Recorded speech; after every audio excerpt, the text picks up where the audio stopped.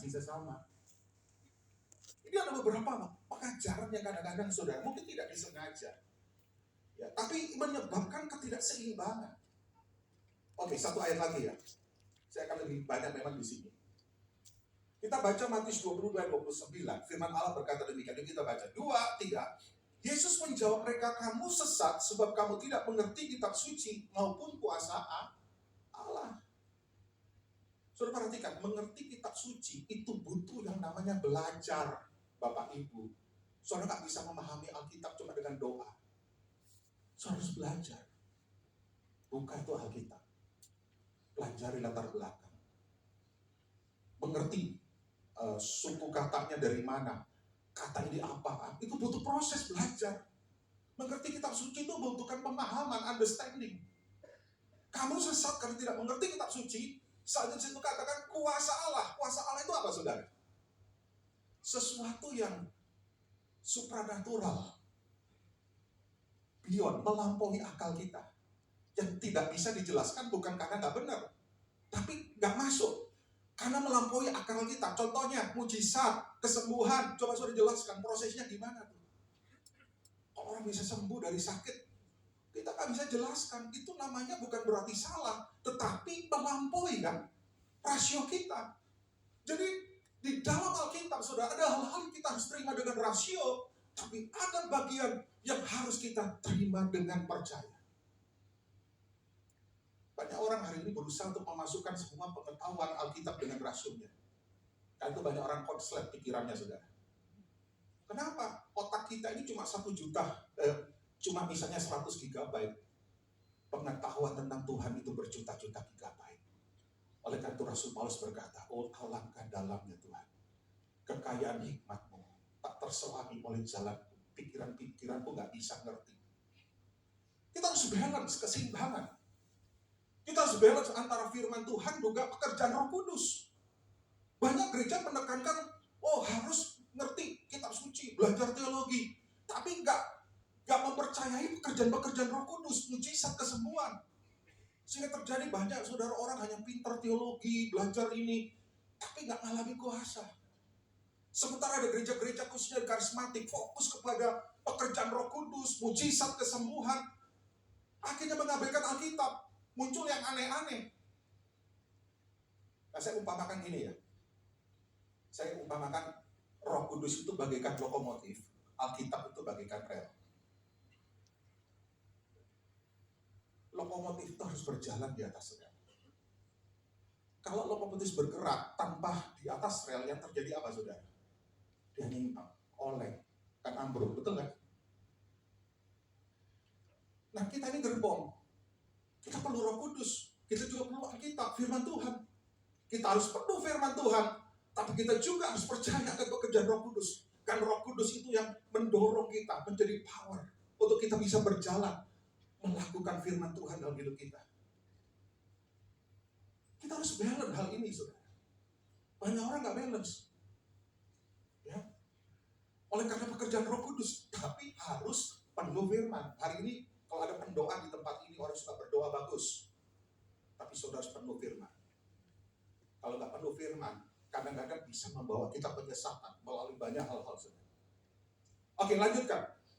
Yang ketiga, beware of something that doesn't highlight the primacy of Christ. Kita harus hati-hati terhadap ajaran yang tidak menekankan keutamaan Kristus. Kenapa, saudara? Karena Kristus adalah fondasi iman kita. Pribadi Yesus. 1 Yohanes 2:22 mengatakan, siapakah pendusta itu? Bukankah dia yang menyangkal bahwa Yesus adalah Kristus? Yaitu adalah antikristus, yaitu dia yang menyangkal baik Bapa maupun Anak. Yesus adalah Tuhan dan Juru Selamat manusia.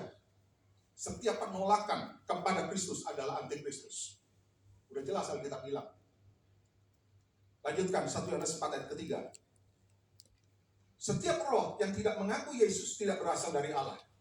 Roh itu adalah roh antikristus, dan tentang dia telah kamu dengar bahwa ia akan datang dan sekarang ini ia sudah ada di dalam dunia. Dan hari ini saya memberitahu banyak sekali saudara ajaran-ajaran yang menyangkal Yesus dan pekerjaan. Saya kaget satu hari saya nonton YouTube di acara YouTube saudara ya. Ada seorang pendeta dengan berani dia bilang begini. Waktu Yesus memberi makan 5.000 orang dengan 5 roti dan 2 ikan. Itu sebetulnya nggak seperti itu kejadiannya, itu mitos. Yang benar adalah pada waktu anak kecil membawa 5 roti dan 2 ikan, Yesus menerima dengan ucapan syukur. Dan pada waktu itu semua orang yang hadir tergerak hatinya mengeluarkan bekal masing-masing. Sehingga mereka makan dengan kenyang. Oleh karena itu hati-hati saudara di YouTube. YouTube itu penuh banyak penyesatan. Kok menyangkali mujizat Tuhan? Alkitab udah beberapa kitab menegaskan, bukan satu kitab. Itu artinya peristiwa itu real dan nyata. Kok sekarang pendeta keblinger? Banyak hamba Tuhan menyangkali, saudara. Nah, berita Injil yang benar selalu menekankan keutamaan Kristus dalam kehidupan orang percaya. Oleh karena itu, setiap kali kita mempelajari Alkitab, dengar baik-baik. Tujuan terutama adalah agar kita selalu mengenal Yesus lebih dalam.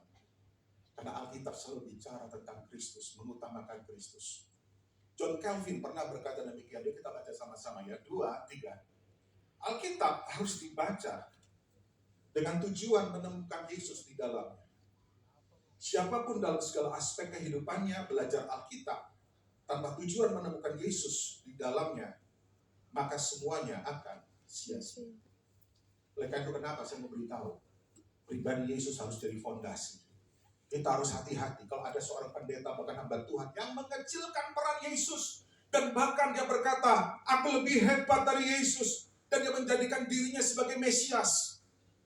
Saudara jangan anggap ini gak bisa terjadi. Udah banyak sekali kejadian. Kalau saudara lihat film beberapa bulan yang lalu di Netflix, saudara, ada film yang berjudul In the Name of God, A Holy Betrayal. Saudara nanti bisa lihat di situ, Korea Selatan ada begitu banyak nabi-nabi, saudara, yang akhirnya mengecilkan peran Yesus dan dia menjadikan dirinya Mesias. Dan jemaatnya ribuan. Akhirnya banyak jemaat dimanipulasi, uangnya dimanipulasi. Yang paling menyedihkan, ada gadis yang akhirnya ditiduri oleh pendetanya, saudara. Hari ini saya memberitahu, Yesus tidak pernah mengajarkan hal tidak bermoral. Yesus punya standar moral yang sangat tinggi. Ketika saudara mendengar satu ajaran yang tiba-tiba membuat engkau merasa tindakan ini menyimpang, tidak bermoral, saya memastikan engkau harus segera tolak. Sekalipun dia berkata, saya pengganti Yesus, saya Mesias. Setiap berita Injil yang disampaikan oleh hamba Tuhan harus mengantarkan orang-orang kepada Yesus, bukan menonjolkan dirinya, bukan menonjolkan pribadinya, saudara. Saya pernah nonton satu televisi beberapa tahun yang lalu, ada hamba Tuhan yang dia menyaksikan tentang kesembuhan dari banyak orang. Ada yang sembuh tuli, mendengar, buta melihat. Oh, dia sering ceritakan prosesnya, bagaimana berdoa, tapi gak pernah menyebut nama Yesus sama sekali. Saya bingung, ini yang ditonjolkan pribadi Yesus atau bukan? Dan ini yang sebetulnya kita evaluasi. Setiap kali kita mendengar pengajaran dari hamba Tuhan atau siapapun, siapa yang sebetulnya ditonjolkan? Siapa yang ditinggikan? Ketika nama Yesus tidak ditinggikan, berarti itu sesuatu yang salah dan sesat. Yang ngerti katakan amin, saudara. Berikan kemuliaan bagi Tuhan. Yang terakhir, yang keempat, pemain musik bisa mempersiapkan diri. Beware of emotional experience. Hati-hati dengan pengalaman-pengalaman spiritual yang kadang-kadang memunculkan emosional, saudara. Dan khususnya di Indonesia banyak orang-orang senang dengan klinik mistik dan sejenisnya. Ya, oleh karena itu kita sering senang menganggap penglihatan, mimpi, nubuat dan hal spektakuler lainnya sebagai hal yang paling luar biasa. Kita senang ketika ada orang berkata begini, Tuhan telah berbicara pada saya. Aku dapat mimpi dari Tuhan. Kamu harus melakukan ini. Nah, ini hati-hati. Jangan dikit-dikit saudara dengar, waduh, padahal ini pendeta yang terkenal, khotbahnya bagus. Tiba-tiba bilang, aku dapat mimpi. Kamu harus jadi istri saya. Bener loh, ini kejadian benar. Saya bukan mengada-ngada. Ada saksi mata, ada orang yang pergi ke Israel sama pendeta ini, saudara. Ini pendetanya ngeroh nyetrik. Lagi di Petra, tahu-tahu dia bilang begini. Ini dia bawa rombongan. Karena itu hati-hati kalau ikut pendeta-pendeta ke Israel. Jangan yang aneh-aneh, saudara. Tiba di Petra dia, aku melihat Yesus dan naik kereta. Ayo, semua kita dada-dada. Semua pesertanya dada-dada kayak orang gila, saudara. Yang dia cuma dia sendirian. Ini pengalaman emosional yang tidak bisa dibuktikan. Benar. Dia bilang kepada salah satu peserta, kamu dikuasai roh jahat karena suamimu. Kamu harus ceraikan suamimu. Dia kirim SMS, kirim WA saudara. Sampai perempuan itu saudara nanya, apa benar nih? Kalau saudara nggak hati-hati, itu gampang sekali pengaruhi orang. Hati-hati saudara. Ya, jadi saya benar-benar dengar kesaksian ini saudara. Kita lihat bagaimana Petrus, orang rasul, mengalami pengalaman experience yang luar biasa. Kita baca ya dengan cepat. 2 Petrus 1:18-19. Sebab kami tidak mengikuti dongeng-dongeng isapan jempol manusia ketika kami memberitahukan kepada kuasa dan kedatangan Tuhan kita Yesus Kristus sebagai Raja. Tapi kami adalah saksi mata dari kebesarannya. Dia mengingatkan, kami tidak memberitakan dongeng-dongeng isapan jempol. Karena kami adalah saksi mata. Nah perhatikan, dia aja saksi mata harus hati-hati. Lanjutkan. Ayat 17. Kami menyaksikan bagaimana Yesus menerima kehormatan kemuliaan dari Allah Bapa ketika datang kepadanya suara dari Yang Maha Mulia yang mengatakan, inilah anak yang kukasihi, kepadanya lah aku berkenan. Suara itu kami dengar datang dari sorga ketika kami bersama-sama dengan dia di atas gunung yang kudus. Hanya ada 3 orang murid yang dibawa Yesus naik ke atas gunung kemuliaan. Salah satunya adalah Petrus. Dia menyaksikan pengalaman yang luar biasa. Bagaimana Yesus dimuliakan. Ada suara dari sorga berkata. Tapi sekalipun pengalaman spektakuler itu, kita lihat ayat ke-19 saudara. Rasul Petrus berkata begini. Yuk kita baca. 2, 3. Dengan demikian kami makin diteguhkan oleh firman yang telah disampaikan oleh para nabi. Firman yang telah disampaikan oleh para artinya dia ngecek melalui firman. Rasul Petrus menekankan pengalaman spektakuler tersebut diteguhkan oleh firman Tuhan yang telah diketahuinya terlebih dahulu. Jadi saudara harus penuh firman supaya kita ngerti. Jangan kita terperdaya.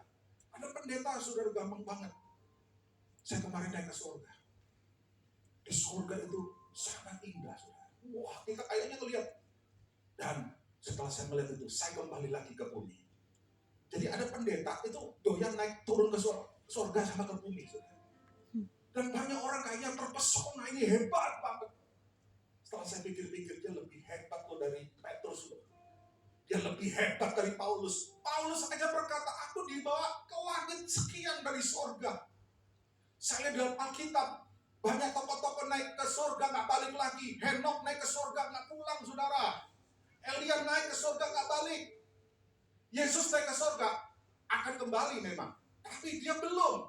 Kok ini pendeta enak banget. Gampang banget naik surga turun lagi saudara. Hati-hati. Ada pendeta bicara sama saya. Sama istrinya waktu itu. Cukup dekat dengan saya. Dia dulu senior saya. Joshua, saya sudah puasa 40 hari. Dan Tuhan kasih saya karunia. Saya bisa melihat itu setan-setan. Ada jin, ada gendruwo, ada tuyul, ada sundel bolong gitu.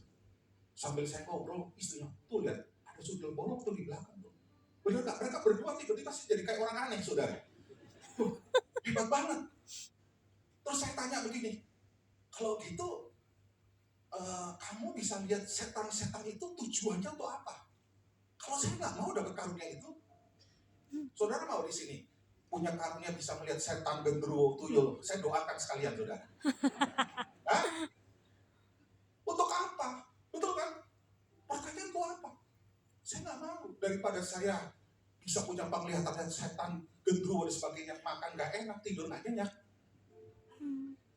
Setiap pengalaman rohani selalu membawa manfaat, membawa sesuatu dalam hidup kita.